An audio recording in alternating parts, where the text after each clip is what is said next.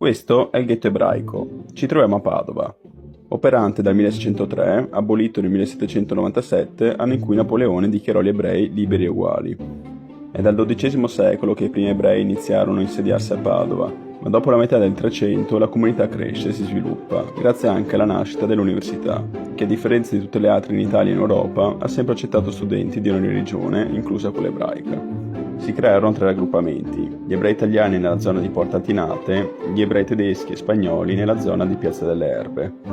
Dopo la guerra della Lega di Cambrai tra il 1509 e il 1513, anche la comunità italiana si trasferisce nella zona a ridosso di Piazza delle Erbe, in quello che diventerà poi il ghetto di Padova. Dal 1603 nessun ebreo potrà abitare fuori dal ghetto, né uscirne senza un segno di riconoscimento. Il ghetto era chiuso di notte da 4 porte, sorvegliate ciascuna da un ebreo e da un cristiano, pagati dalla comunità ebraica.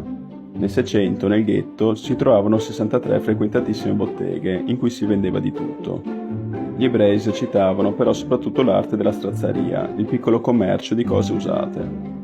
Agli ebrei era consentita la pratica del prestito di denaro, vietata invece ai cristiani. Ai loro banchi ricorrevano studenti e professori per prestiti e pegni. Dato che agli ebrei era vietato risiedere altrove, le case del quartiere si sono sviluppate in altezza e, nonostante le trasformazioni e i rifacimenti, conservano ancora l'impianto romanico.